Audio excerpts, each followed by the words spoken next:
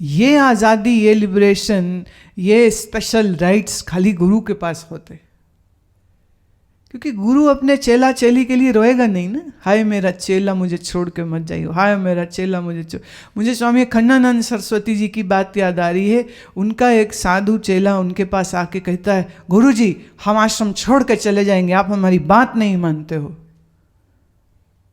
अब संन्यास लिया हुआ साधु ऐसी बात बोलता है। स्वामी जी कहते, टिकट के पैसे हैं, दूं?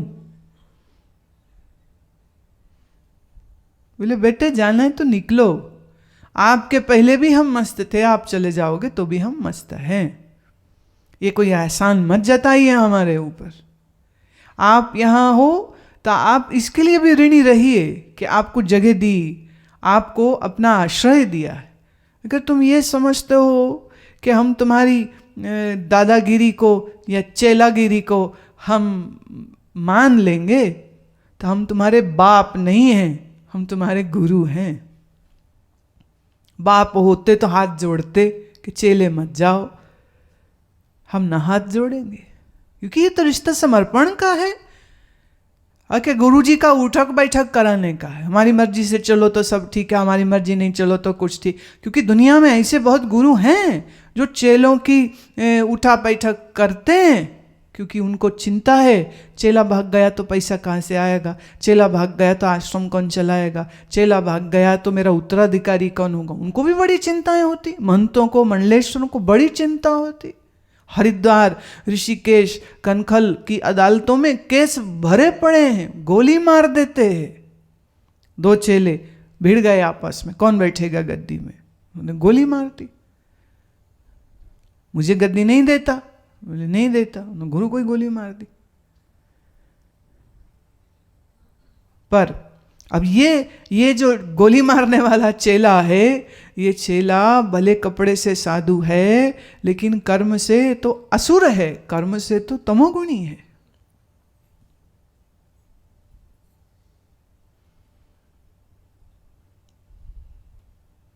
तमोगुण वाला व्यक्ति क्योंकि स्वार्थी होता है, इसलिए वो किसी को सेवा दे नहीं सकता, करवा सकता है। गर्व है ना, गर्व है, अभिमान है, तो वो इस बात की कोशिश करता रहेगा कि जल्दी मेरी धाक बन जाए, सब लोग मुझे समझें, हम ही हम हैं। एक बार मैं हरिद्वार में एक आश्रम में थी, मेरी आयु उस समय 22-23 वर्ष की होगी। सफ़ेद कपड़े पहनती थी।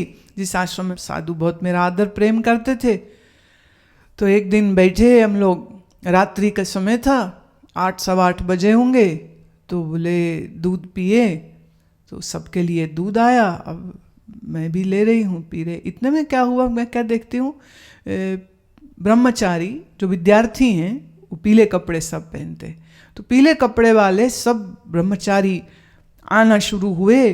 और ऐसे समझो 5-6 हम साधु बैठे हैं, तो उनके पैर छूने शुरू किया, उन्होंने प्रणाम किए, तो वो मेरे भी प्रणाम किए, क्योंकि मैं उनके साथ बैठी हूँ, भले मेरे भगवे कपड़े नहीं हैं, बट वो मेरे को भी प्रणाम किया। हुआ यह कि एक पीले कपड़े से पहने हुआ विद्यार्थी ऐसे सामने निकल रहा था, वो इधर आया नहीं प्रणाम करने, तो ये स्वामी जी गाली दे के उसको कहते, ए इधर आ ससुरे, पाँव नहीं छुए तूने, अभी तो तूने भगवान ही पहना तो दिमाग खराब हो गया, चल पाँव छुओ।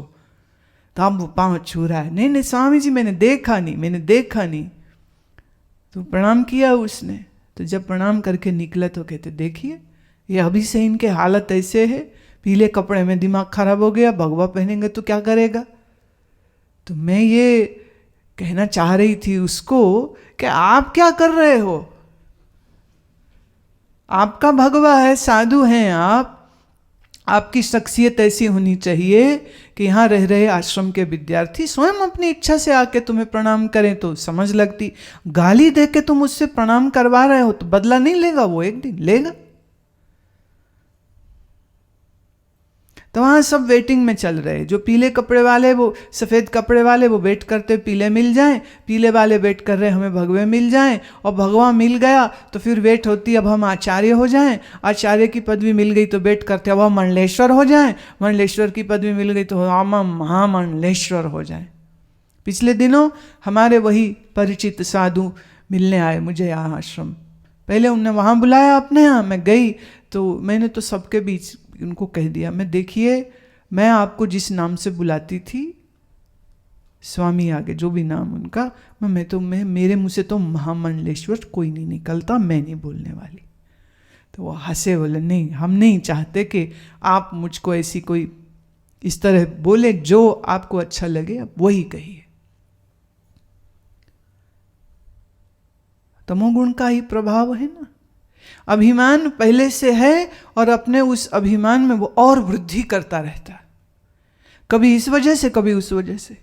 कभी ये कि हम विद्या ग्रहण कर रहे हैं गुरुकुल में, हम सबसे श्रेष्ठ हो गए, कभी ये अब हमने पीले कपड़े पहन लिए, कभी ये अब तो हम सन्यासी हो गए, कभी ये अब तो हम मंडलेश्वर हो गए, कभी ये अब तो हम महंत हो गए।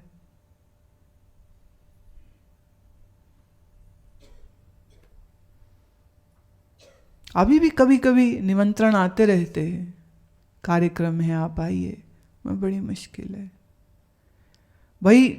जिस गांव में हैजा फैला हो उस गांव में तो जाना नहीं चाहिए ना। जिस देश, जिस शहर का, जिस गांव का, जिस कुएं का पानी संक्रमित हो, which is polluted, it is wise thing not to drink water from that well. तो जिससे तमोगुण की बीमारी लगी हुई है, ऐसे व्यक्तियों की संगति में क्यों बैठना? स्वभाव मैच नहीं करेगा, स्वभाव नहीं मिलेगा। तो तमोगुणी व्यक्ति के स्वभाव में गर्व अधिक, अभिमान अधिक और कामनाएं अधिक, और वो कामनाएं जहां पूरी नहीं हुई वहीं क्रोध आ जाएगा। हमारे पास एक लड़की आई थी कलकत्ता से, आश्रम में रहेंगे, सेवा करेंगे, आओ जी। आई, महीना गुजरा भी तो लड़ाई करे, आप ही क्यों कपड़े धोएंगे गुरुजी के, हम भी धो सकते, हम धोएंगे। अच्छा भाई तुम ले लो, अब धोने आते नहीं, खराब कर दिए, प्रेस किए ठीक से नहीं, तो उनको कहा है ना आप पहले देख लो, सीख लो, फिर कर लेना। नहीं तो आपको क्या मतलब, आपको ही आता, हमको कुछ नहीं आता है। आप ही भोजन बनाएंगे, हम भोजन बनाएंगे, आप ही खिलाएंगे, हम खिलाएंगे। मेरा सत्संग था, बाहर रोहतक जाना था, नहीं ये जरूरी है कि यही लोग जाएंगे, हम नहीं जा सकते, आ जाओ भाई तुम भी आ जाओ। तो जहाँ वो उसका अब शुरू में लगा बच्ची है, छोटी है, अभी कोई बात नहीं, तो हम कर रही, no problem, let her enjoy. But after some time हम इतनी गर्मी में बाहर नहीं जा सकते, हमें तो चक्कर आते हैं। आपकी रसोई में तो इतनी गर्मी है, हमारे घर में तो एयर कंडीशनर था। मैं ठीक है पैकअप। बोले क्या? मैं घर फोन करो, आपके पिताजी को बोलो आपके लिए थोड़ा मुश्किल है यहाँ पर। तो वो रो रो के कहती, मैंने तो कब से फोन किया, लेने ही नहीं आ रहे।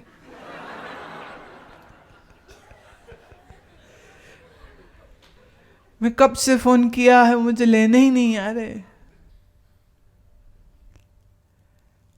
ना अकल ना शकल, अभिमान पूरा, तामसिक आदमी का स्वभाव।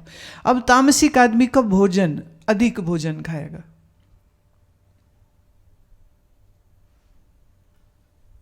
अधिक भोजन, उसकी क्वांटिटी बहुत होगी। देखिए हर शरीर की क्षमता अलग अलग। हमारा जो स्टमक है, आमाशय जो है, it's a very flexible organ.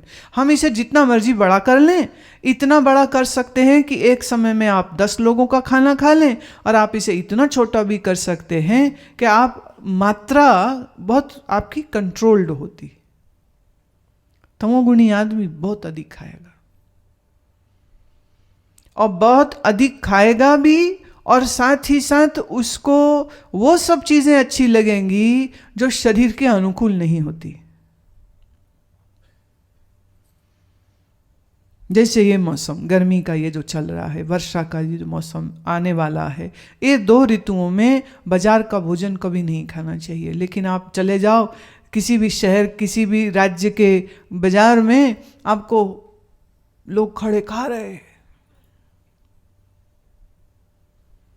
Restaurant में एक बार हमको जाना हुआ तो मैंने अपने बंदे से कहा, मैंने कहा जाके तुम जब ऑर्डर करो तो उसको कहना हमें 2 दिन पुरानी दाल चाहिए। डॉक्टर ने बोला है 2 दिन पुरानी दाल चाहिए, वही ऑर्डर है। तो वो कहता है नहीं 2 दिन की नहीं 3 दिन वाली है। मैं उठिए, ये तो ठीक नहीं है जगह। वो बेचारा भी बिल्कुल सीरियसली समझा कि हमें पुरानी दाल ही चाहिए। बोले 2 दिन 3 दिन वाली है। तो कई बार जिनका रेस्टोरेंट का बिजनेस है, होटल बिजनेस है, तो मेरी कई बार बात होती, मैं उनसे पूछती रहती हूँ कि what do you do with the left over, जो पूरे दिन का बचता उसका क्या करते। कोई का है ऐसा पॉलिसी, वो गरीबों में बांट देते हैं। कोई का पॉलिसी वो ऑर्फनेज में, अनाथालय में भेज देते हैं। और कोई का पॉलिसी है कि डीप फ्रीज करिए, अगले दिन फिर खिलाइए, तीसरे दिन फिर खिलाइए, और खिलाते जाइए लोगों को जब तक ख़त्म ना हो जाए। उनका डीप फ्रीज़र जो है वो -10, -15, 20 तक का होता है, तो उसमें उनको लगता है ख़राब तो होना ही नहीं ना, उसमें हम तेल ज़्यादा डाल देंगे ठीक रहेगा। इसमें कोई तो 4 स्टार भी रेस्टोरेंट होटल भी शामिल है, कोई पर कोई बहुत पर्टिकुलर होते एकदम। जो बचा वो तुरंत, वो कहते उसी दिन। मुझे बड़ी हैरत हुई। मैंने कहा जो यहाँ आपके आके भोजन खाता है वो 1-2 लोगों का भोजन का बिल आप 3,000 से 3,500 बना देते हैं, और वही भोजन आप अनाथ आश्रम में पहुँचा देते। कह रहे हमारी पॉलिसी है, हमारी पॉलिसी है कि हम कोई भी स्टेल फूड जो है वो लोगों को नहीं देते। पर कितने लोग अपने बिजनेस को इतनी ईमानदारी से चला रहे, हम कह नहीं सकते। यही हमारे कितने ढाबे हैं ना। हमारी तो रोड बड़ी मशहूर है, national highway 1, it's known for its ढाबे। तो एक सज्जन बता रहे थे, बोले ढाबे में हम गए खाने, तो वो पानी लाया तो उसने 4 उंगलियां ना ऐसे गिलास, मतलब 4 गिलास इकट्ठे उठा लेते हैं, तो 4 गिलास ऐसे इकट्ठे उठा ले हुए और ला के उनने हमारी मेज में रखा पानी, कि लीजिए पानी, अब ऑर्डर बोलिए। मैंने कहा ये तूने उंगलियां पानी में डाल दी, ऐसे कैसे किया तुमने? तो चुप रहा, कुछ कहा नहीं उसने, पर बुड़बड़ाते हुआ बोले अभी तो कान खुजा रहा था मैं तो। इसके पहले उंगली क्या थी वो भी पूछ लेते, फालतू में बोलते हैं। गिलास कैसे उठाऊं? अब छोटे में, अब छोटा ढाबा है तो चलता है उनका, दे दिया। और आप देखिए सैकड़ों लोग खा रहे होते, जो बड़ा स्वाद है। पसीना, जितना ज्यादा पसीना रोटी बनाने वाले का निकल रहा, वो सारा पसीना कहाँ जा रहा है? वो नमक डालना नहीं पड़ता उनको, नमक पसीने से ही आ रहा है। बस दाल में ऐसे जरा सा हाथ डाल दो, छुट्टी, नमक आ गया। एक जगह रोटी खाई, वो कह रहे दाल नमक थोड़ा कम है, उसने 2 उंगलियां डाली, अब ठीक है खाओ। अब लोगों को ये दिखता नहीं है। दिखता क्यों नहीं है? क्योंकि मन में तमोगुण है। भूख इतनी लगी हुई है, भूख ने इतना बेचारा बना दिया है, अकल तो काम करनी नहीं है, इसलिए खाए चले जा रहे। अब के बार जब किसी ढाबे या रेहड़ी वाले पे खाने जाओ तो जरा नोट करना उनका बॉडी लैंग्वेज। कभी गर्दन खुजा रहे, कभी कान खुजा रहे, कभी सिर खुजा रहे, कभी कुछ और भी खुजा रहे, वही हाथ से आपको खिला रहे और आप बड़े मजे से खा रहे हैं। तो अगर खिलाने वाला तमोगुणी तो खाने वाले कौन? ज्ञानी। खाने वाले उससे बड़े अंधे हो गए। तमोगुणी आदमी को बासी भोजन प्रिय है। जब मैं बासी कहती हूं तो फ्रिज में रखा भोजन बासी होता है। आपने एक चीज बनाई, बड़ी स्वाद बनी, आज भी खाई, बाकी कल खाएंगे, फिर अगली रात भी खाएंगे, ज्यादा बन गई तो परसों भी खा लेंगे। तामसिक भोजन माने बासी भोजन, स्टेल फूड, ठंडा भोजन, देर से पचने वाला भोजन, मांस, meat, they all come in category of तामसिक भोजन, जो आपके शरीर में तमह को, अंधकार को, आलस्य को बढ़ाए। अब आप सोचे ना, आपने मां परोंठे खाए, काली दाल जो ब्लैक होती है, ब्लैक ब्रोकन दाल, आपने वो खाई, साथ में परोंठे खाए, ऊपर से आपने चढ़ाया लस्सी का गिलास, उसके बाद ध्यान करो, जपई कर लो, क्या होगा? जब कम डकार जैदी बजेंगे, पहले डकार बजेंगे और उसके बाद फिर नींद आ जाएगी। तमोगुणी व्यक्ति को कैसा पीने का पदार्थ पसंद होगा? ऐसे पदार्थ जो उसको इंटॉक्सिकेट करे, नशा दे। शराब हुई पसंद होगी, अफीम पसंद होगी, जितने भी नशे की टैबलेट्स आती हैं, पिल्स आते हैं, इंजेक्शन्स आते हैं, तमोगुण। मजदूरों को देखिए, सुरती बोलते हो, ऐसा हाथ में जरा सी पीसी रखी उसको होठ के अंदर, अब वो सुरती खा ली, अब घिस रहे हैं, वो थकेंगे ही नहीं, एक ही काम करेंगे, they are not getting tired, they are not getting exhausted. तो हैवी लेबर कभी कभी करने वाले या स्ट्रेसफुल जॉब करने वाले लोग, वो सब अफीम और नशे और शराब में बहुत जल्दी फंस जाते हैं। एक सज्जन आए हुए थे अभी थोड़े दिन पहले दर्शन में, वो मुझे चिट्ठी लिख के कहते जी मैं ना बड़ा ही परेशान हूँ, दिन रात नींद नहीं आती, तो फिर या तो मैं ना आपके भजन लगा के सुन लेता हूँ, तो फिर आ ही जाती है नींद, तो कभी कभी जब उससे भी ना नींद आए तो फिर एक पैग लगा लेता हूँ, फिर नींद आ जाती, मैं बड़े ही परेशान हूँ। मैं देखिए, अगर इस सज्जन को हमारी, वो योग निद्रा लगाते, योग निद्रा बोले लाइट नहीं है या कोई चला गई या मूड नहीं है या जो भी है, बोले फिर पी लेता हूँ मैं, तो मैं बड़े परेशान हूँ। मैं क्या इक्वलाइजेशन कर दी है उन्होंने, योग निद्रा वर्सेस शराब, जैसे बोथ आर सेम थिंग, एक ये कर लो चाहे वो कर लो। मैं परेशान बहुत हूँ मैं। और ऊपर से ये महाशय कहते हैं कि मैं आपको 9 सालों से सुन रहा हूँ। मैं, हे भगवान, ऐसे चेले दावे करने लग जाएंगे तो बड़ी बुरी बात हो जाएगी ये। अब देखिए, जो तमोगुणी इंसान यहाँ आएगा वो इसके लिए तैयार नहीं है अभी, वो भी इसकी योग्यता नहीं रखता है। आ गया समहाउ, लाभ होगा नहीं, क्यों? 2 स्थितियां होंगी, उसका व्यवहार मैं बता रही हूं। तमोगुणी आके बैठेगा, बात ही समझ नहीं आएगी, बैठा रहेगा। तमोगुणी है ना, बैठना तो अच्छा लगता ही है, समझ नहीं आएगी। समझ आने के लिए सात्विकता चाहिए। अगर आपके अंदर सत्वगुण नहीं है, आप समझ नहीं सकेंगे मैं क्या बोल रही हूं। दूसरा, थोड़ी सी ज्यादा कोशिश, चूंकि वो करता नहीं है, करना चाहता नहीं है, फिर वो बोर हो जाएगा, फिर उसको नींद आ जाएगी।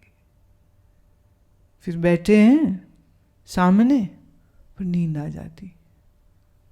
फिर जब किसी सभा में ऐसा होता है, मैं देखती हूँ, जब भी ज़्यादा तमोगुणी लोग आ जाएं, ऐसे ढीले से, ओ कई तो ऐसे माशाल्लाह वो बड़े काबिल इंसान हैं, वो खुली आंख में भी सो जाते, पूर्व जन्म में सर्प होंगे, ट्रेनिंग है उनकी खुली आंख सोने की, तो पलक खुली है, वो सो रहे हैं।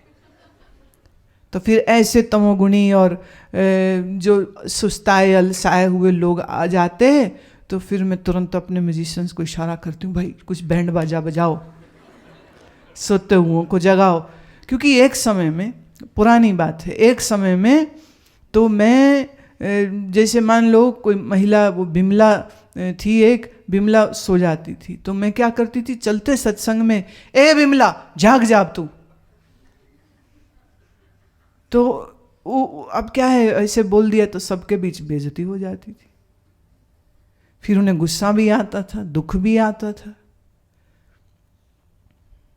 मैंने सुना एक पंडित जी कथा कर रहे थे, भागवत जिन्होंने कराई वो सेठ जी सबसे आगे बैठे और सो जाए, बड़ी तकलीफ हो, सामने बैठा आदमी सो रहा। मन में सोचता अब कहूं भी कैसे, पैसा वो खर्च कर रहे, कैसे बोलूं आप सोए नहीं। और एक दिन तो हद हो गई, वो चलती कथा में उठ के ही बाहर चले गए। अब तो पंडित की भी बेचारे की इज्जत दांव पर लग गई। जो सत्संग के बाद सेठानी को कहा, देखिए सेठानी जी, आज मेरे को बड़ा कष्ट हुआ। क्यों?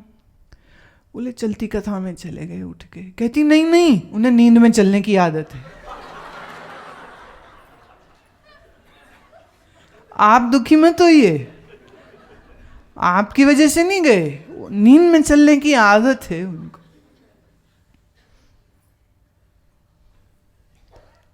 अब तमोगुणी आदमी गलती से कहीं जप में बैठ जाए,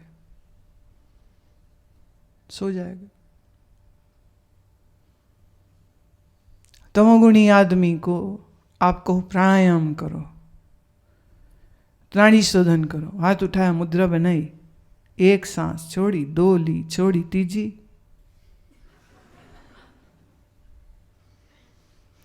तमोगुणी आदमी को कहो योग निद्रा कर, तो ये बढ़िया है।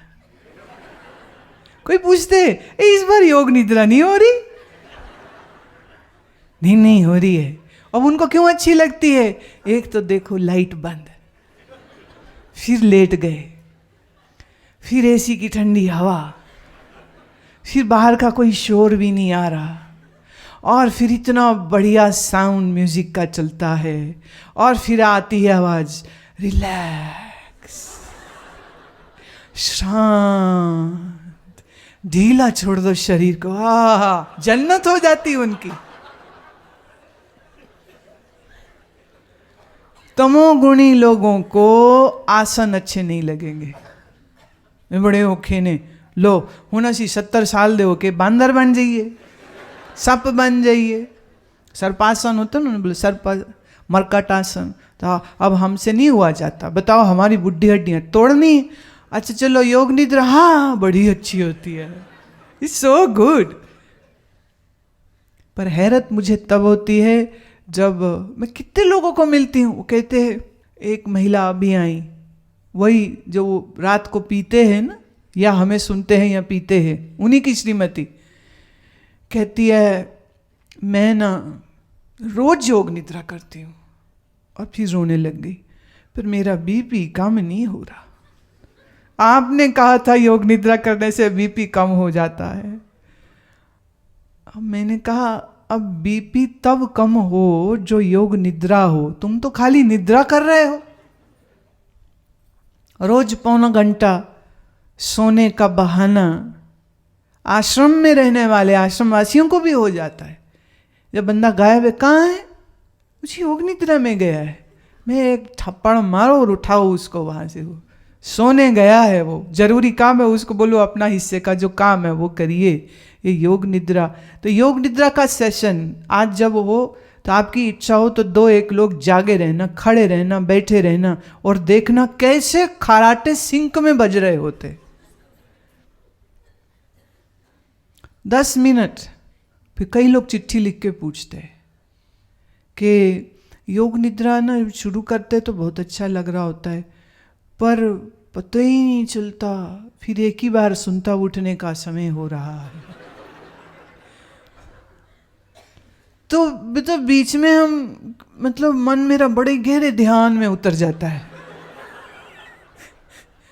मैंने कहा जिसको तुम ध्यान समझ रहे हो ना देवी, वो ध्यान नहीं है, वो निद्रा होती है। आप गहन निद्रा में चली जाती हो। कि नहीं मैं तो बिल्कुल नहीं सोती, मेरे को बिल्कुल पता रहता है। अभिमान है ना, स्वीकार भी नहीं करेगा। लोग पूछते, हम जप के लिए बैठते हैं ना, उबासियां आने लग जाती। मैंने इतना बोरिंग काम है भगवान का नाम लेना कि आपको उबासियां आने लग जाती। कोई लिखते हैं, बैठते हैं तो ना बस पता ही नहीं चलता कहाँ मन एकदम टिक जाता है। मेरे तो सारी ना सूरत जग के यहाँ पहुंच गई थी, और फिर यहाँ ना झुनझुन हो रहा था, ये क्या होता है, क्या बोलूं अब क्या होता है। तो अब ऐसे ऐसे व्यक्ति के जब प्रश्न में सुनती हूँ, पढ़ती हूँ पत्र, तो वो किस बात का लक्षण है? ये सब लक्षण किसके हैं? तमोगुण के। अब तमोगुणी व्यक्ति के शरीर में व्याधियां बहुत आएंगी। उन व्याधियों, उन रोगों में सर्वप्रथम जो आ जाएगा उसको हम कह सकते हैं बिगिनिंग फ्रॉम कॉन्स्टिपेशन, कब्ज की उसको शिकायत होने लग जाएगी, नींद अधिक आने लग जाएगी। इस व्यक्ति के कफ के रोग बनने लग जाएंगे, छाती रुकना, अस्थमा, रेस्पिरेटरी प्रॉब्लम्स, मुंह से लार टपकते रहना, सूजन आ जाना, शरीर में सूजन आ जाना, इडिमा, पैर में जैसे सारा पानी इकट्ठा हो जाए, तमोगुण। क्योंकि उसे आलस ही है ना, आलस प्रिय, कुछ ना करना प्रिय है, बैठे रहना प्रिय है। जहां बैठा हुआ है, जहां मुंह खोले तो गाली निकलती, तब उसकी वाणी कैसी होगी? वाणी उसकी बहुत कठोर होती।